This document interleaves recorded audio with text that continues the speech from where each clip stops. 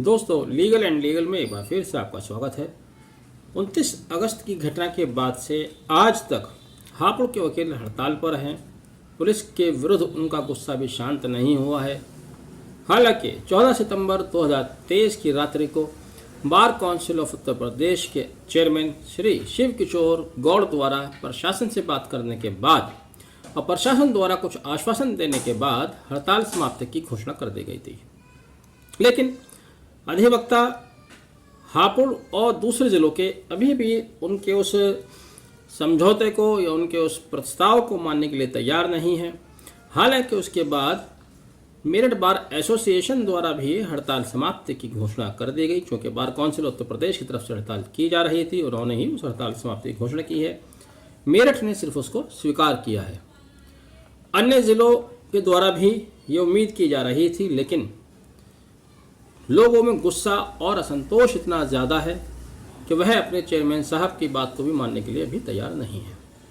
इसी बीच बहुत से ऐसे डेवलपमेंट हुए माननीय उच्च न्यायालय की तरफ से, जिनका उल्लेख किया जाना बहुत ज़रूरी है। उसको भी मानने में शायद अधिवक्ताओं द्वारा कहीं ना कहीं कोई चूक की जा रही है।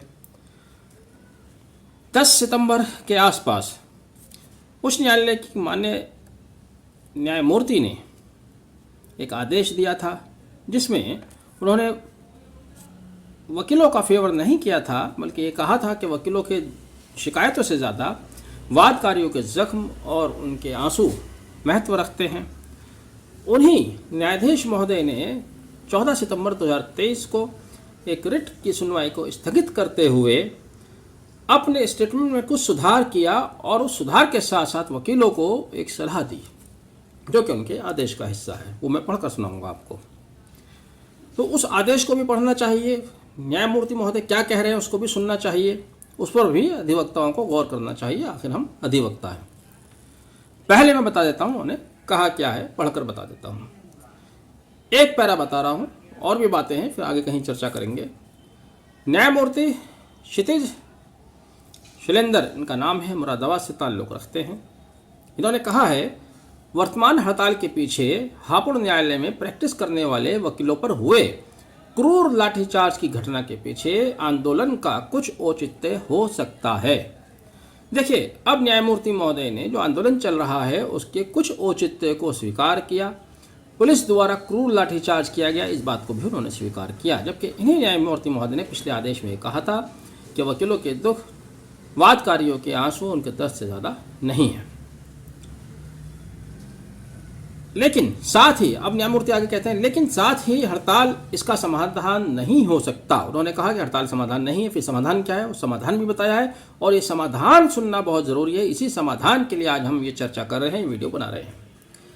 उन्होंने कहा है कि न्यायमूर्ति महोदय ने, इसका समाधान यह हो सकता है कि अदालतों को काम करने दिया जाए और अधिकारियों और नौकरशाहों को जवाबदेह बनाया जाए और उन्हें लाठीचार्ज की अपनी कार्यवाही को सही ठहराने के लिए अदालतों के सामने उपस्थित होने के लिए बाध्य किया जाए, ना कि अदालतों को बंद कर दिया जाए और दोषी अधिकारियों को स्वतंत्र रूप से घूमने की आज़ादी दे दी जाए, इस विश्वास के साथ मुस्कुराते हुए कि स्पष्टीकरण मांगने या उपचार करने वाला कोई व्यक्ति नहीं है, उपचारात्मक उपाय करने वाला कोई व्यक्ति नहीं है। तो देखिए, बहुत इंपॉर्टेंट बात न्यायमूर्ति ने कही है।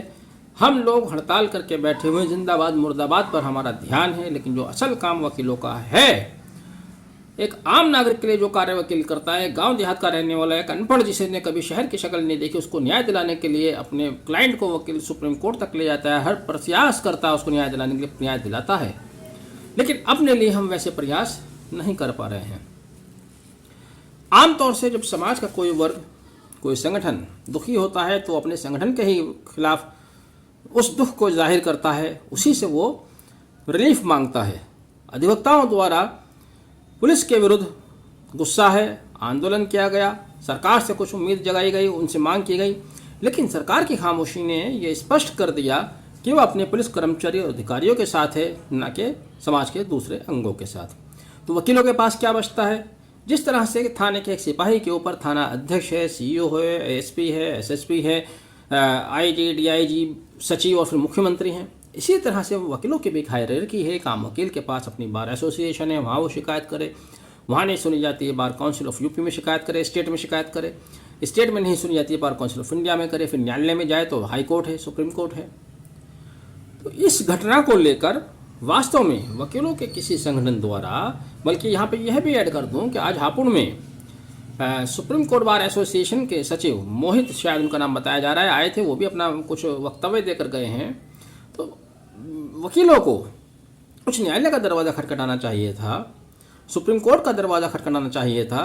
ये तो शुक्र कीजिए कि उच्च न्यायालय द्वारा एक सो मोटो कॉग्निजेंस लिया गया, उसमें भी उन्होंने वकीलों का एक लाइन में बड़ा अच्छा फेवर किया, उसका भी हापुड़ के वकीलों ने पूरा फ़ायदा नहीं उठाया। उसके बाद उच्च न्यायालय द्वारा जुडिशल कमेटी गठित की गई, उसका भी लाभ नहीं उठाया। और अब जो ये क्षितिज शैलेंद्र साहब का ये बयान आया है जिसमें वो कह रहे हैं कि आप हड़ताल करके न्यायालय को बंद करके इन दोषी अधिकारियों को खुला मत छोड़ो, बल्कि इनको अकाउंटेबल बनाइए, इनको न्यायालय खींच कर लाइए। बहुत अच्छा उनका सुझाव है, या उनका स्टेटमेंट है, या उनका अपना व्यू है।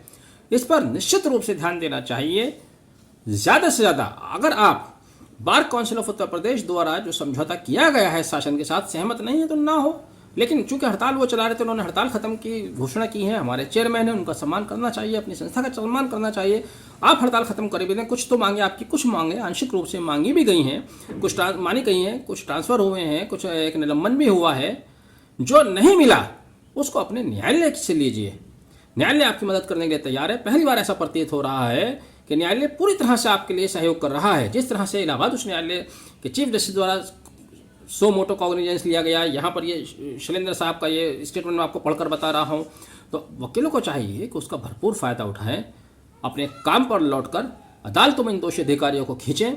किसी भी सूरत में जिस तरह से एडीजी लॉलीपॉप दे रहे हैं कि दोनों तरफ से एफआईआर वापस होंगी, वकीलों के विरुद्ध एफआईआर चाहे वापस हो ना हो, लेकिन पुलिस के विरुद्ध आप केस दर्ज कराइए, उनके खिलाफ एफआईआर जो हो चुकी है उनको किसी कीमत पर वापस ना लें, उनको अंजाम तक पहुंचाइए। दोनों मुकदमे आगे तक चलेंगे तो अंजाम खुद सामने आ जाएगा कि कौन दोषी था और कौन निर्दोष था, किसके ऊपर अत्याचार हुआ है। जैसे कि यहाँ पर शिंदे साहब ने खुद कहा क्रूर लाठीचार्ज, तो इस क्रूर लाठीचार्ज को कोई अदालत दुनिया की डिनाई नहीं कर सकती। अपने अधिकार के लिए अब सड़क से आगे चलकर अपने न्यायालय में आना पड़ेगा। न्यायालय में आइए, अपना अधिकार दीजिए। आपने वीडियो अभी तक देखा, thank you, have a nice day.